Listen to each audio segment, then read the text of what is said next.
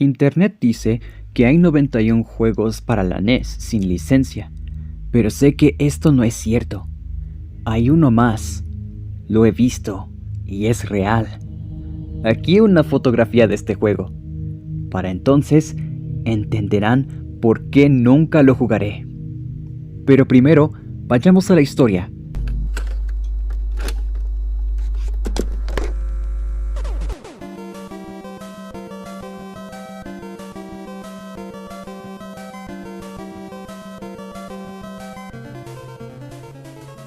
Como probablemente sepan, cuando Nintendo lanzó su consola, la Nintendo Entertainment System, abreviado la NES en Norteamérica en 1986, creó un fenómeno mundial.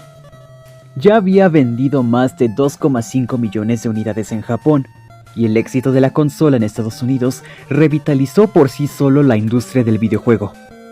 En 1990, el 30% de los hogares estadounidenses poseían la NES, superando un 7% al porcentaje de los que poseían computadoras personales. El mío era uno de estos hogares. Recuerdo a mi padre trayendo la NES a casa por primera vez, radiante de orgullo. Yo estaba completamente asombrado. Recuerdo sentarme en la sala de estar y completamente centrado jugando Super Mario Bros. Durante horas, sin sentarme nunca demasiado cerca del televisor por miedo a dañarme la vista. Al menos, eso decía mi madre. Lo que no sabía entonces es que crear juegos para la NES era un gran negocio. En parte, el éxito de la NES se debió a que Nintendo cortejó activamente a los desarrolladores de terceros para su primera consola. Y como poseía casi el monopolio del mercado de los videojuegos, podía imponer sus normas y políticas con mano de hierro. Tanto es así que el Departamento de Justicia de Estados Unidos empezó a investigar las prácticas comerciales de Nintendo. Cuando la Comisión Federal de Comercio intervino, Nintendo cambió algunas de las estrictas condiciones de esos acuerdos. Según Nintendo, hay 671 juegos con licencia para la NES. La lista asciende a 677 si se incluyen los 3 juegos de Tengen Inc. que solo tenían licencia temporal, además de otros como Miracle Piano, que quedaron fuera de la lista de Nintendo. Para hacer cumplir sus normas de concesión de licencias, Nintendo creó el chip de autentificación TenNES. Cuando el chip de la consola detectaba el paquete de chip oficial, el juego se podía ejecutar. De otra manera, no iba a correr.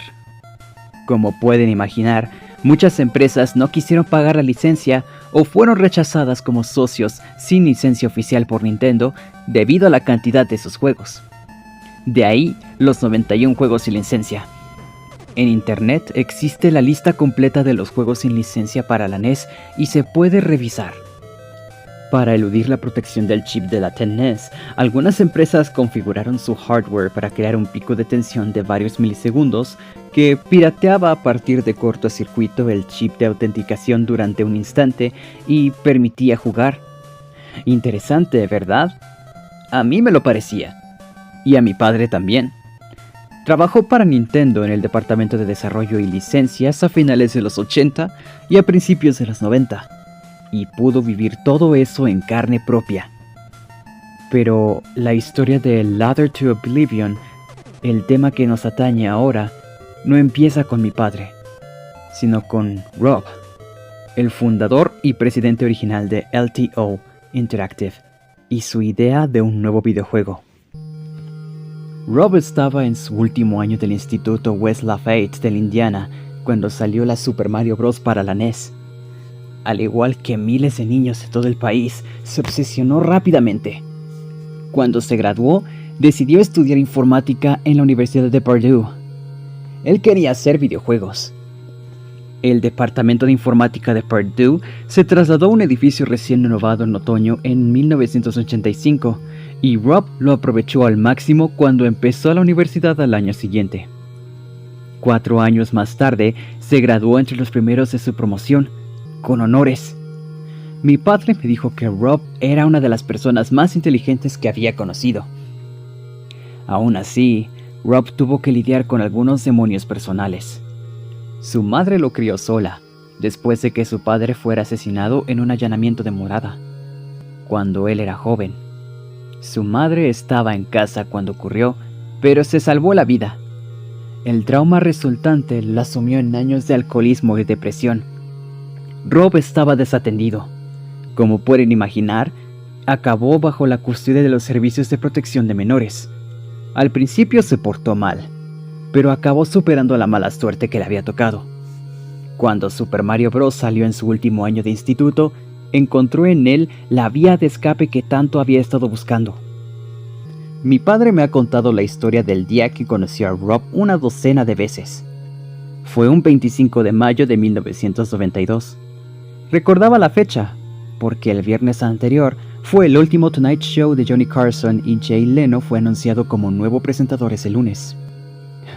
Johnny quería que Letterman se sustituyera, decía cada vez. No ese tal Leno.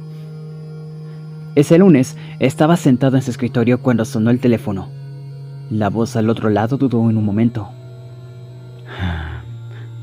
¿Te gustaría ser rico?, dijo el hombre.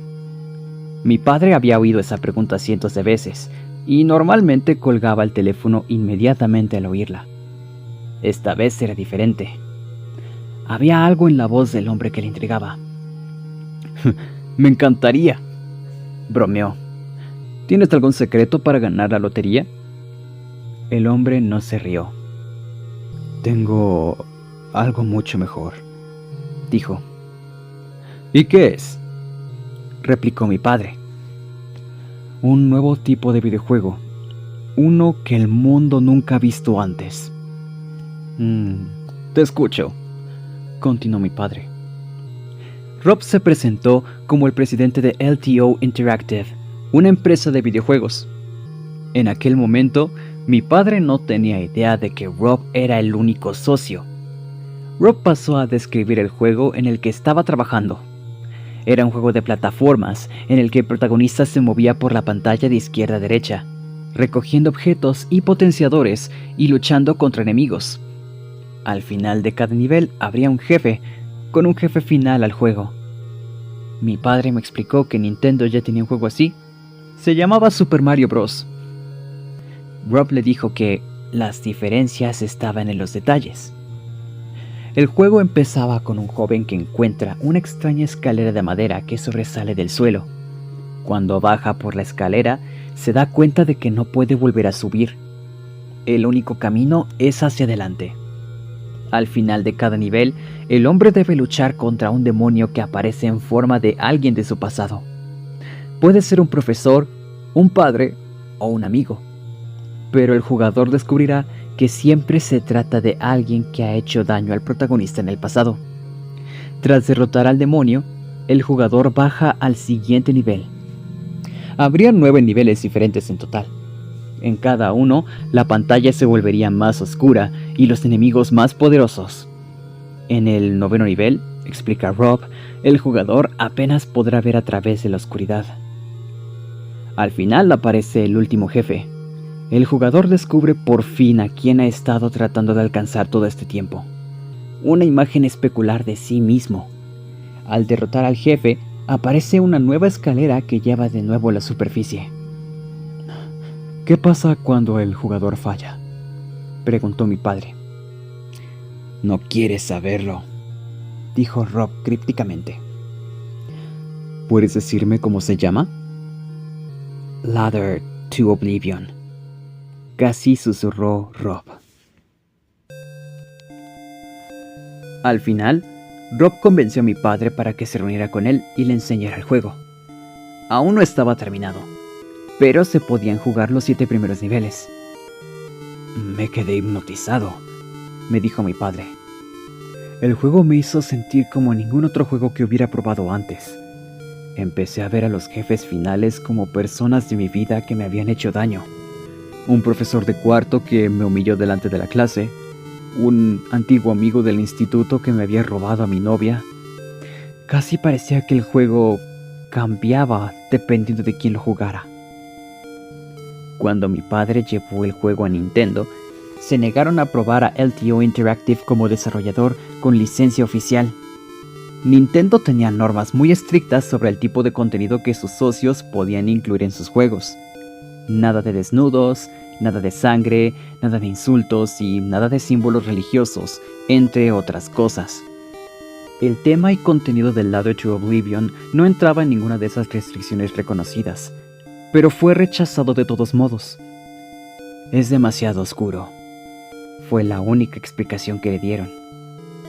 Rob estaba destrozado. Es comprensible. Había trabajado en Ladder to Oblivion durante casi 3 años. Mi padre me dijo que el día del rechazo final fue la última vez que habló con Rob. Nunca lo volvió a ver. Le rogué varias veces que intentara ponerse en contacto con Rob.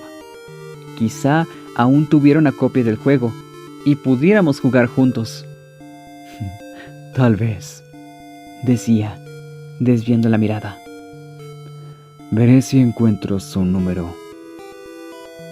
Le creí a mi padre todos estos años. Por lo que sabía, la historia de Ladder to Oblivion, el juego de NES que nunca fue, terminó el día que mi padre dijo que terminó. Ayer descubrí que estaba equivocado.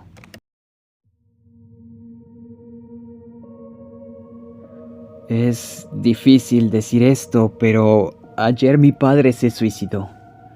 Fue un shock para toda la familia. Parecía feliz y nunca actuó como si estuviera deprimido. Mi madre lo encontró en el bosque, detrás de nuestra casa, con la escopeta que había usado a varios centímetros de su mano extendida. Yo estaba desolado. Aún lo estoy. Anoche fui al lugar donde me sentía más cerca de mi padre, su estudio. Allí pasábamos horas juntos jugando videojuegos de NES y reviviendo sus días en Nintendo. Por capricho, acabé sacando Super Mario Bros. De su caja. Iba a jugar una última partida en honor a mi padre. Cuando abrí la puerta, vi que ya había un juego dentro en la consola. Mi padre nunca dejaba juegos dentro de la consola. Decía que así se gastaba más rápido. Aquel juego era Ladder to Oblivion. El dibujo era tal y como me lo había imaginado todos estos años.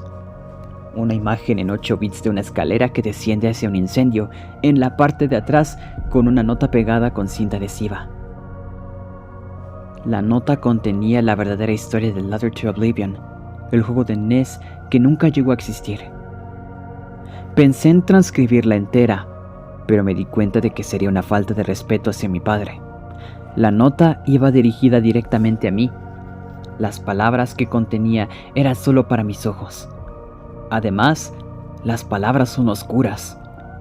No son en absoluto una representación adecuada de mi padre. Espero que no le importe que le parafraseé. El día del rechazo, mi padre fue a ver a Rob. Él ya estaba obsesionado con Ladder to Oblivion. Después de una larga discusión, Rob le pidió a mi papá que se uniera a LTO Interactive como socio. Ese era el plan de Rob desde el principio y la razón por la que le había preguntado si quería ser rico. Juntos completarían Ladder to Oblivion y lo lanzarían como juego sin licencia. Mi padre lo sabía todo sobre el chip de autenticación de Nintendo y cómo sortearlo. Ambos sabían que muchas de las empresas que producían juegos sin licencia, como Tengen, la rama de software de Atari y Color Dreams, en realidad funcionaban muy bien en el mercado. Conocían el riesgo que corrían, que Nintendo diera con una solución que dejara Ladder to Oblivion fuera de la NES para siempre, pero estaban dispuestos a correrlo. Por supuesto, mi padre sería un socio silencioso. Seguía necesitando su trabajo en Nintendo. Era lo que pagaba las facturas después de todo. En 7 meses, Rob terminó Ladder to Oblivion. Los dos estaban extasiados, pero su alegría duraría poco. La noche que Rob terminó el juego, llamó a mi padre y le dijo que por fin estaba terminado. Mi papá estaba más que emocionado. Al día siguiente, mi padre tenía el juego cargado en 2 cartuchos de preproducción. Le pidió a un amigo del departamento de arte que le hiciera una etiqueta con el sello de calidad de Nintendo. Así, pensarían que estaba trabajando en algo para la empresa. Cuando estuvieran listos para una gran tirada de producción, los mandaría a fabricar fuera. No quería correr ningún riesgo. Rob le dijo que no probara el juego todavía, que aún tenía que probar una partida completa de principio a fin para detectar cualquier error que pudiera quedar. Mi padre aceptó a regañadientes. Rob accedió al llamarle cuando hubiera terminado para reunirse con mi padre y jugar con él. 5 días después, mi padre se presentó en casa de Rob sin avisar. No había hablado con Rob desde la llamada, y en su paranoia, temía que Rob hubiera decidido sacar el juego por su cuenta y excluir a mi padre de los beneficios.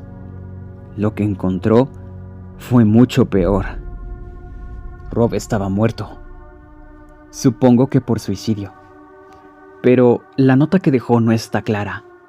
Hay un montón de divagaciones en esta parte sobre Dios y el diablo y un montón de frases que han sido garabateadas con tanta fuerza que las palabras son en su mayoría ilegibles. Parece que Rob dejó una nota. Las únicas palabras eran: nunca subas la escalera.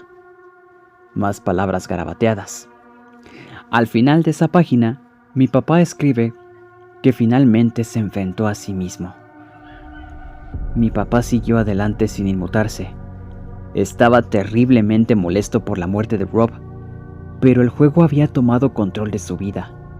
Desde que lo había jugado esa primera vez, dijo, había estado luchando contra una extraña depresión secreta. Lo único que creía que le haría feliz de nuevo era lanzar el juego al público. Al día siguiente, mi padre contrató a un nuevo socio, un amigo de Portu llamado Eddie, que siempre estaba buscando oportunidades de negocio. Esa noche se reunieron para jugar. Mi padre empezó, pero acabó marchándose después del 7º nivel para comer pizza. Cuando volvió, encontró a Eddie muerto, con el mensaje Game Over parpadeando en la pantalla. Eddie había tomado un cuchillo de cocina y se había cortado las 2 muñecas. La nota de Eddie era más difícil de leer, pero creo que se grabó algo en el brazo. Escribió la frase feo por dentro. No estoy seguro de lo que significa. Dice que en ese momento estaba convencido de que el juego era el responsable de las muertes de Rob y Eddie, así como de su creciente depresión.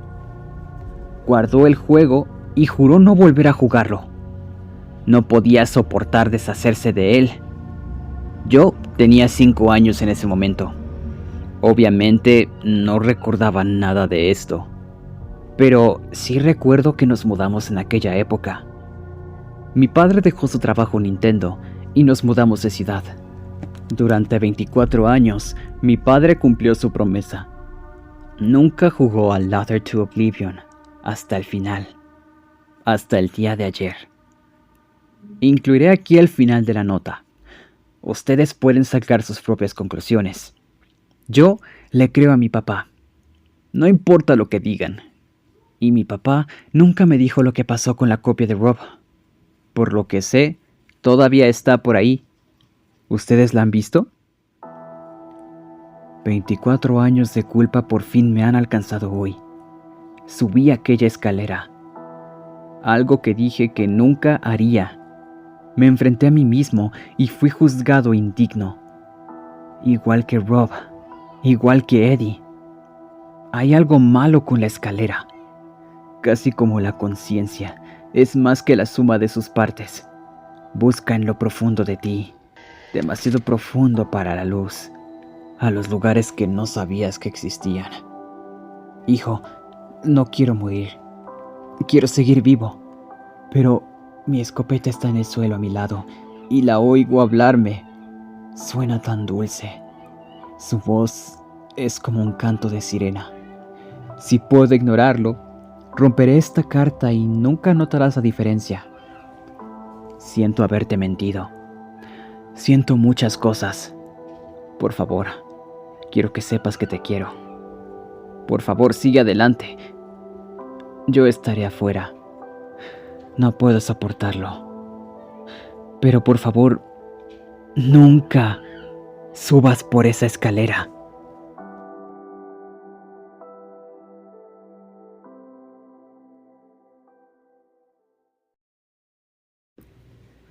Gracias por ver el video. Espero que les haya gustado. Si fue así, no olviden dejar su like y compartirlo con un amigo. Si aún no están suscritos, les invito a que se suscriban al canal para más contenido como este. Les ha hablado Matt y nos veremos hasta la próxima historia.